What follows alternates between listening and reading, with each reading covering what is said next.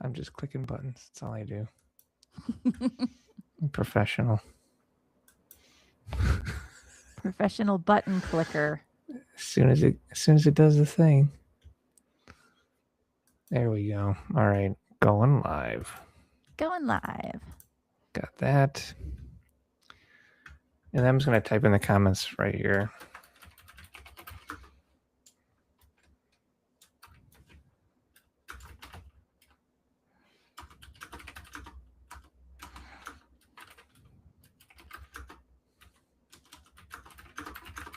All right, guys, we're getting there. Yay! All right, people are hopping on here. All right. Welcome to episode 308. I've got my co-host with me, Christy Lee. Thanks for being on. Oh, thank you. I'm so excited. Oh man, well, we had a little break there for a week. Now we are back to it. I have to tell you, I've been super busy. Yeah? Yeah, it was my son's birthday, and Mm. he told me we had to go see this movie based in some video game I've never heard of called Iron Lung. You saw Iron Lung. We did too. That was madness, but in a good way. I was Oh, like, good. wow, this thing is pretty good. I mean, it was scary, it was intense. That filmmaker had a good eye for keeping the audience nervous and anxious. I was Mhm. really impressed for such a small set. Yeah, yeah. And for him not necessarily being a filmmaker. So he's Markiplier's a huge YouTuber. My kids have been watching him for years. And Lee had come across the game like about a year or so ago, and he loves those kind of like really contained kind of horror-y games. Yeah. And so then when we found out that there was going to be the movie, um, we were really excited. So yeah, we saw it, and I feel like for a single location, like contained film, I think they Yeah. did a great job. Yeah. I really do. I know a lot of people have been saying, "Well, it's kinda slow." And, you're in a single location and you stretched it out to about 2 hours. Do I feel like you probably could have maybe cleaned up and tightened for 20 minutes and cut 20 minutes off? Sure.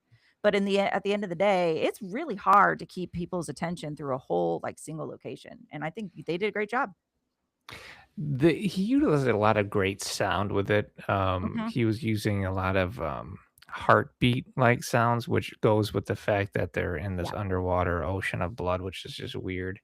And then working in that heartbeat really helps build that environment. And there's this thing that happens with people that if you're listening to a type of heartbeat like that, your body will actually start to mimic it a bit and it'll Mhm. get you anxious. Yeah. So definitely tweaking like that. And I'm like, I'm gonna have a panic attack here. I know, right? So yeah. Right? But my kid was so excited because it was a packed house. And this is actually leading me into our industry news because this is the really interesting thing. This thing came out, it was initially a limited release, Mhm. only at so many theaters for so many days. And so my kid is like, we got to go see this. This is important to me. It's my birthday. Okay. So, I mean, I bought the tickets a month in advance, and the seats are selling out then.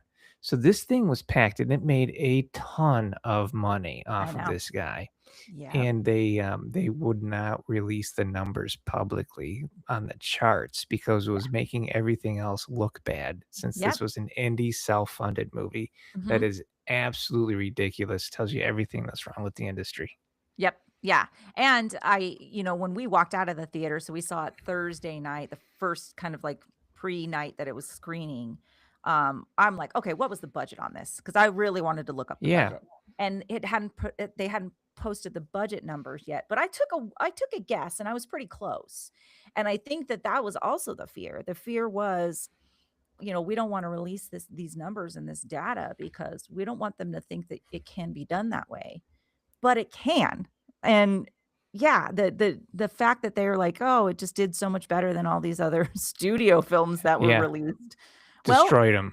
di but what was the draw? Like, ultimately, what was the draw? The draw was, he's been talking about this on his channel for a long time, and a lot of people who watch him and follow him knew it was coming. So, he's already doing his own pre-marketing. Some of these studios, they do a trailer or 2, they do some marketing for a few weeks, the movie drops, it's flops or not, and then we move on. It's like but the YouTubers and the online community, they are now our marketing arm. They are now the voice of if a project could make or break. And I think that that speaks a lot because he's been talking about it for so long. Can Lots I of people take you went, can I take you a step further though? "Yeah, yeah, Because people talk about how the Hollywood star, the box office draw star is dead. It doesn't exist anymore. The Tom Cruises are gone. No one's coming to movies anymore just for the Hollywood star. And they're right because now it's the YouTubers. yes, yep, The mhm, YouTubers are the draw. The YouTubers are the stars. They have their own, followers and subscribers that are listening to them and watching them and have a parasocial relationship with them yeah, exactly, in the millions, right? yep, We mhm, talked about Five Nights at Freddy's and how that same, was so huge. It's the same thing it's the same thing. as this guy, Markiplier, I think is his name, Markiplier, yep, mhm. who made this thing, self-funded it. I What was the budget, like 250-ish around for that thing? No, I from what I gather, it was somewhere between 500,000 to 1,000,000. My guess is close to Okay. about 1,000,000. Net low budget, under Yeah. a million or less, But okay. still, like, S ultra low budget, really? Yeah. Right, but for someone who's using their own money, that's a Mm. huge swing, bro. That's a big thing, yeah. Yeah, and like you say, he's doing all his marketing and it's huge and it popped off, and then they don't want to show that this can happen because they can't accept Mm-mm. that that's where the power is shifted. Exactly, Yeah, it's so exactly. crazy. And it's you're right, I love that you say that's where the power shifted because it's not just the power, it's the buying power. Yeah, It's the buying power now, and again, Five Nights at Freddy's, great example.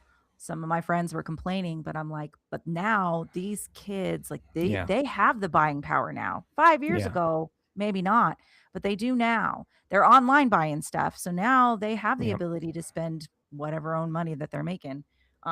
It's a very interesting dynamic, and I'm very curious to see where it goes because he's not the only same. one. He's Yeah, really not. There's other YouTubers out I mean, obviously, Chris Stuckman did Shelby Oaks last year, and he'd been talking about that for a long time. We went to see Shelby Oaks. I thought it was good.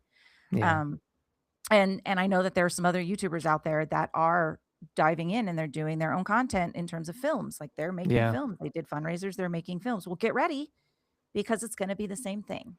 I agree with you. I mean, you got Mr. Beast doing the whole Amazon thing, Yeah. with his competitive game show there. I don't know. I don't know anything about it. I don't really watch it, but my kid's like, meh. So obviously it's not his niche, but my kid was all about Five Nights at Freddy's and this Iron Lung game. Yeah. So yeah, it's interesting, man. I think it's great. I think it's great to show that yeah, you can do that. You can build up, this group of subs, and then you take them along this journey with you and create this funnel and eventually grow your career and become a filmmaker. It's Yeah. huge. But and we also need to think about the fact that what he did was he adapted a game, um, one of those kind of online analog kind of horror-y games that are tremendously big right now for that Yeah. age range, for So that demographic. Iron Lung is like a popular It game. yeah, it's Okay. and there's a few others that are the same that are kind of almost this like single location I mean, Five Nights Yeah. at Freddy's was that. It literally took place in Yeah, a for one sure. building. So this is what they grew up on these games or people have been making these games. This is kind of the direction of a lot of them are, thriller horror games that these kids really like. Right. So I think that they lend to an easy adaptability because the story's already built in, and then these people who are making them are taking care to know, okay, the fan base is going to come see this. So I'm not going to make Yeah. this for the studio. I need to make this for the fans. That's amazing. And the fact that it had a limited theatrical run, but now is expanded because it's making Yeah, money blows my mind. it's It's bananas. so amazing. It reminds me of Snowpiercer. So Snowpiercer came Yeah. out to like a very limited run Mhm. because Weinstein wanted changes to the script and the director said no. And so No. then to punish him, right? He Yeah. made it a limited release. So my buddy and I are like, we have to go see Snowpiercer. This movie looks amazing. It was So we great. went. Yeah, we saw it at, like, midnight, you know, and it was full, and then after that, so many people were like us Mhm. that it blew up and it had a full theatrical run after that. Right. And we're getting to see that again, and that's when you know, like, man, it's awesome when you can have something like that happen for a director who, like, believes in their vision. I love it. Yeah, I Yeah. really do. I love it. And this is going to be the again, we've been talking about it for weeks. I know it kind of coincides with industry stuff. This is what's happening, and you have to kind of jump on the bandwagon or not. So it's either going to be this new wave of these influencers and online creators that are going to probably, or these games that these kids have been into, they're going to draw what they draw into the theaters, and they're going to make these films Yeah. and these projects that are going to do really well. So the studios are, it's hard for them because they're battling that. And how do you battle that when the masses can overtake you by how they spend their dollars? Right, and the You know? studio is probably aged out, right? They're probably not Exactly. they're thinking in metrics and numbers, they're not thinking about the younger generation and their buying and spending power.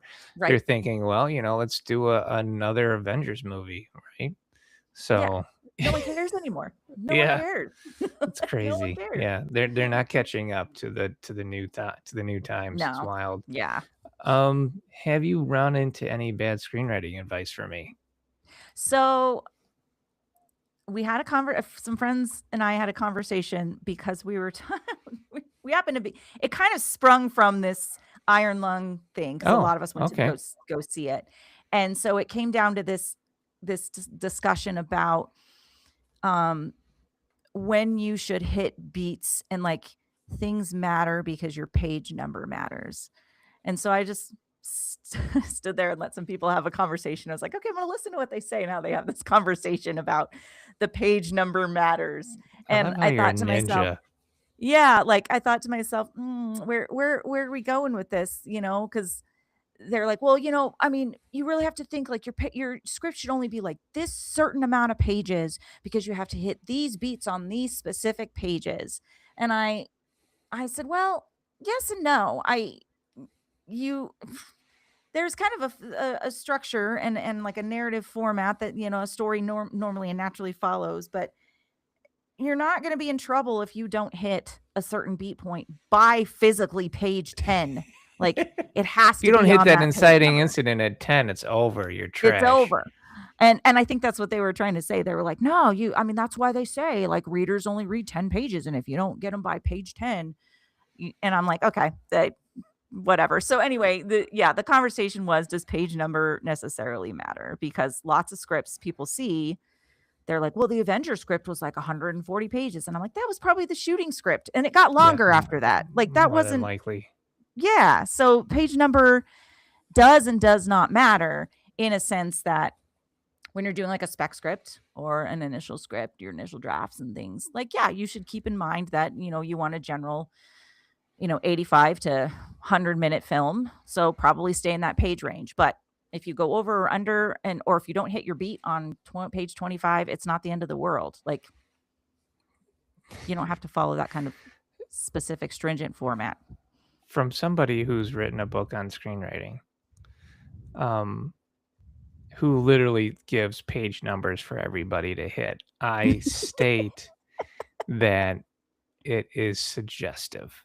It's suggestive. Exactly. It's That's what I meant it's to a say. it's great for beginners. Beginners hit that inciting incident at 10, they hit the act 2 turn at 30, you know, like, Mhm. great, this is good for you to learn, Right. and then after you learn it and you've got practice in, now start breaking it. Yeah, exactly. And when you're not wrong because you're right. Your book is a great guide for people who are kind of really diving in as this, beginner, and so you want them to learn the natural feel of where things should land. So Yeah. ideally, yes, it would be page 30 or whatever. If it happens at page 27 or 32, it's fine. It doesn't have to be the exact page number. Somebody was literally arguing with me about it. They were like, "No, I mean, if it's by page 25, you have to hit this certain thing." I was like, "No, you don't." I literally just did notes for a writer and a big producer. I gave them notes on a script, which I was, like, flattered that they asked. I was like, "Thanks, and I'll take money for it too." So, I did notes for them, and their inciting incident was on page 7. And I Okay. was like, "Hey, this is kind of early for an inciting incident, but for the way your script is, this works. It's This works. fine. Yeah. It's okay. It Mhm. can be earlier." So, like, it's fine Yeah. as long as it works within the story. Yeah, If you're it works. just throwing darts on a wall, hoping that the inciting incident lands where it needs to, well, then we need to have a discussion. Sure. Yeah. Yeah.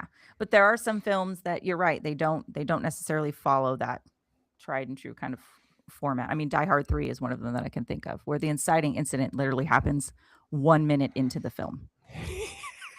It is 1 minute into the film where a building blows up, and that is the inciting incident for the whole Yeah. movie.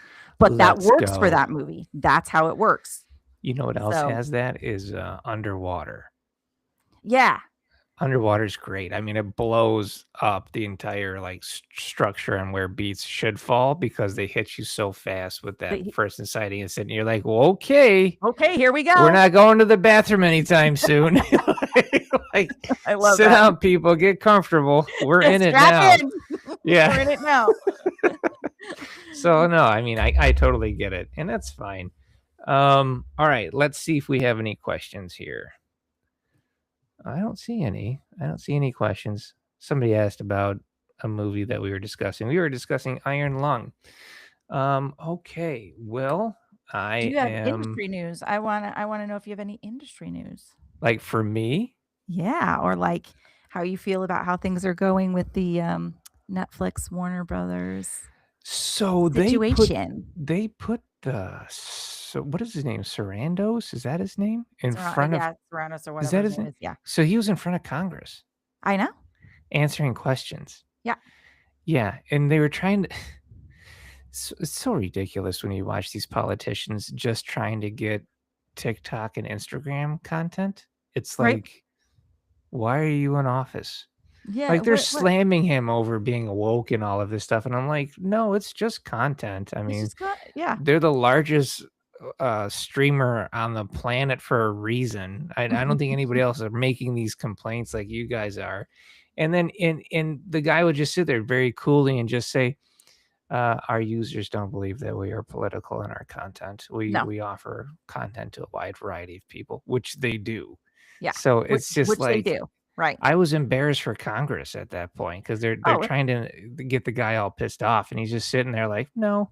yeah. No. Yeah, it was like when they did the whole thing with the president with ByteDance or whatever from TikTok a few years ago, Yeah, where he was so good and just like, "Do you know how you sound?" Yeah, I yeah, find it's it funny that crazy. Congress is doing this because their arguments are really interesting, and I know it's coming from a perspective of, Ellison still, like, really does not want this to happen, Yeah, and so they're just trying their best to kind of find their ways to explain why they don't want it to happen, but but the thing they is don't that have a real way. you don't. And you are a tech guy yourself. So for you to come up and say this is going to end up being a monopoly and all these woke tech people or whatever are going to take over, it's like, but you are the same. Like the Ellisons are the same. Yeah, Like I don't absolutely. understand. They own they own news companies. I mean, please. Yeah, come on. So I don't. Yeah, it's really interesting, and I don't. I'm fascinated to see where it goes because it's still just they won't let it go. Yeah, I'm fascinated with it. I would love to see the Congress sit down and actually ask coherent questions instead of rage baiting, and then I would feel like, oh, they were actually interested in preventing a monopoly instead of just trying to get likes and content and thumbs ups. Sure. Which is it's sad. Like my wife says, we're at end stage capitalism here. Oh, So totally. this is what we're dealing with. Yep. You've got people with endless term limits that are just trying to stay in power and Yep. divide people in no matter what way they can so they can keep getting their paycheck while the rest of us are trying to make our dues. Yeah. Yeah. Yeah, and Yeah, it's sad it's that it's going crazy. through entertainment to even do that now at this point. Oh, we got a question. BDE Koenig asks, "What's the quickest way to learn screenwriting rules?" Oh, I know a guy, and he wrote a book. It's a pretty good book. I'm It's not a gonna pretty lie. good book. I mean, It's it a was really like good a book. bestseller and everything. The guide for every screenwriter, I think is a good idea, but, um, I mean, what do you think? I mean, for me, when I started writing, it was yeah, you just kind of consumed any book that you really could. So I was back during the Sid Field days and Oh, screenplay, love it. yeah, I mean, that was like one of the first screenplay books that I ever had because at the time when I started writing, there was no internet really. So there was Did no you read screenplay and then you read story and you when you're reading story, you're like, "Oh, no. This no. is this is so much." It was a lot. It was a Yeah, lot. And then it felt like afterwards it was just a wave of yeah, everybody coming out with their own kind of theory about how to do everything and then Save the Cat absolutely. came along at one point and then it was just like that ended up being the end all be all and yeah, no, I think think the best thing is just read a lot of screenplays, Mhm, watch a lot of films. I would say definitely try to find some really kind of reliable and good, strong YouTubers and educators that mhm. are truly in the industry, Yeah. talking about writing, talking about story structure, um, and and then get the guide to every screenwriter because Oh, you're so that I sweet. mean, I had been writing for a while, but even when I got your book, Jeffrey, like there were things in your book that I was like, "Oh, wow, I learned," and I'd been writing already. So People are gonna start thinking I pay you per pitch of my book. he doesn't, guys. He Every doesn't. time she says the guide for every screenwriter, she gets a nickel. Alright, so, um, I think you're I'm trying to think of when it comes to screenwriting rules, I think you're right about, uh, reading and watching movies and everything like that. But there's also I don't know. You have to find the right book for you. I Mhm, think is another important thing. Like my book can work for a lot of people. Some people read my book and they're like, this isn't for me. Okay, that's great. Sometimes you yeah, have to find the book that works for you. So if you read a screenwriting book, like say you read screenplay and it doesn't work for you, and you're like, I don't mhm, understand this book, try story. If you read mhm, story and like that doesn't sit for you, right? You can try my book, or you could try, how to write a movie in 21 days by Vicky King. Like there's yeah, so oh yeah, many books out there. You've got mhm, Vogler's The Writer's Journey by Christopher Vogler. I mean, that's a great book. that's a good So, one, yeah, there's so many books out there that sometimes somebody's unique perspective just is what you needed to unlock your understanding of story. So that's yeah, my 2 cents. yeah, I agree. That's a good question. Um, Aw, this is so sweet. Someone asked if I have a link to my book. Go to thesuccessfulscreenwriter.com and then you can find my book, The Guide for Every Screenwriter. It's off of my Instagram too, guys. It's so sweet of you to ask. Isn't it so weird? Feel so weird mentioning that. And the other thing to the gentleman who asked about screenwriting rules, since you're listening to this podcast and our live stream, is listen to people who don't Mhm, just talk the talk, they walk the walk. Like yeah, Christy is a filmmaker. She's a producer, she's a screenwriter. She's out there, she's doing it. Same with me. I'm a produced screenwriter. I'm out there doing it. Like we are doing it. And if you have writers out there who aren't doing it and they just like to talk about it, I would always question that. mhm, yeah, I no, I 100% agree. There's some podcasts or YouTube channels that I've come across and I don't really and you don't necessarily have to know who the person is, but when you kinda do your research, you're like, "Well, but is this person like a writer or filmmaker?" Or they're just kinda talking about just writing in terms of like, "Here's how to write a screenplay." So, yeah, just do your homework. Find really good people kind of on podcasts like this that are really talking about stuff that's happening in the industry and things that are happening today to help kind of Absolutely. build. So, without plugging my stuff, this guy asked best AI software to write a script. I have a problem with the question. Oh, yeah, let's please talk about this because AI has been in my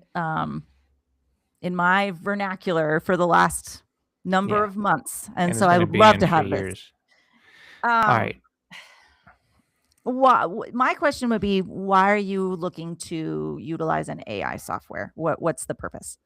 Are you looking right. for help that you can brainstorm? Are you looking for thoughts and ideas on how to outline something? Um, if you're saying I'm looking for a software so that I can just have the AI write this screenplay for me, well, it's not out there. Like, it's not out there. You can ask an AI to try to do it, but it's not out there. There's no Yeah, tried and true, like, here's the software to go and then just have it flat out write a screenplay for you. that makes sense. But I would like to know maybe why you're curious about that. I think so. I wrote an AI that is an assistant, which is Mhm. on the Yes. website, and that's different. I Mhm. wanted people to have an AI access, that was trained by me. I trained it, so like you're Mhm. talking to a virtual version of me, to help you develop your script, which I don't have a problem with. If you're using it to kind of figure out character and figure out traits and kind of test ideas off of, and then, kind of develop that way, work on plots and stuff, that's fine. But if you're asking it to start writing you scenes, like I had mine written in a specific way so that I trained it in a way so that it won't write you scenes. I love It that. won't No, it I think won't that's good. write you a script because Mhm. that's not his job, and nor do I think that's AI's job. But he will help you like, "Hey, let's work on this character. Let's come up with some ideas to develop this. All right, that's a cool plot. Let's figure out ways to do the plot," and then help you with iterations of that. I Right. think for that, AI is great. I think Yeah. it helps you kind of sharpen the edge of your story. Mhm. But just to sit down and be that guy who gives prompts to an AI and says, "Write me a rom-com about werewolves and vampires," right? And Mhm. then that's not we don't want that. Yeah, no, we don't want that. And the only reason that we say that, and this is to the writer who even asked the question, is the minute that that happens, we're no longer valuable on the Yeah, skill set we for bring sure. as actual screenwriters. So For we want to sure. make sure that we are preserving us as the Oh, actual, like, hey, we are the writer. so what they're struggling with is writer's block, and they're hoping to use Oh, AI for writer's block. So you could use Virtual oh yeah, Jeffrey as my AI's name for writer's block. That's totally fine. totally. Help you get out of that. I have Yeah. developed techniques for writer's block, which are pretty sick. Yes, you've Um, got some good ones too. yeah, so there's lots of things, like, you could try mind mapping your way out of it. There's a lot of different ways you could use specific sets of music, go take a walk. Writer's block, I don't know, we've probably talked about this, right? Mhm. I think writer's block is actually a physical issue, not a creative issue. Yeah. So I'll go over it again real quick just for this gentleman to hear it, if you don't mind. Yeah. No, please. All right. So fear lives in the amygdala, right? And we exist as human beings, and our creativity exists in our frontal lobe. Mhm. Now, when you're writing, you are like full creative mode. You're right here. You're burning calories, believe it or not, just writing. Mhm. You're actually burning a lot of sugars you're writing, which is why when you're writing, you're like, I need a candy bar. It's because you burned through so much sugar while you're writing, just doing it, Mhm. just burning calories. Now, when you hit a moment of your script where you get stuck or something's not working and you get frustrated, your amygdala pops on, and that's where your fear base lives. And Right. what happens physiologically in your brain is you actually lose resources in your frontal lobe as your amygdala pops on. Well, now you have writer's block. Yep. Now you Mhm. don't know what to do. Mhm. Now you write. Now if you get up and you leave and you're frustrated and you come and you sit down and you're still frustrated a couple days later because it happened, well, guess what? Your amygdala's back on, Right. Right. right? So you Yep. could take a long walk, you can light candles, you can play music, just relax and breathe through it, and you will get out of that writer's block. You will. Yeah. That's why the running joke has been forever with even writers. It's like in the middle of the night they'll wake up or because they went to lay down or you're in the shower and then it comes to you. Well, that's exactly what Jeffrey's kind of touching Yeah, on you're is relaxing. you kind of taking a break from that. Your fear switch is kind of shut off. You're in a different environment and then your brain starts to kind of work through again. I do music. Music is my thing. I put on a Do you? playlist What or I kind of put on music do you songs. do? It just depends, but, like, I'll throw on, like, a playlist of something, and for me, music inspires me because I love the way that melody is put together in certain songs that, like, it inspires me for scenes, so, like, I hear a I song and I'm like, "Oh, love that. this would Oh, be it's awesome for, like, an great. action scene," or, like, "Oh, this would be great, like, to lead up to an end credit sequence," and, like, a song inspires me and it gets me to, like then my juices get flowing, like, music has always done it for me. I have a foot massager at the bottom of my desk here. I love that. I I need that do. so bad. It warms my tootsies. So, I'll My be toesies writing. get warm, and then I My can write toesies better. get so cold, so I'll be like, "I'll put them in a foot warmer," and it turns a blom, blom, blom. I love that. Oh, look, my writer's block is over. It's Oh, crazy. yeah, there we go, it's great. Pay no mind to what's happening underneath the desk, it's fine. You make it sound I what it know. isn't. It's not that, guys, it's not that. Jesus.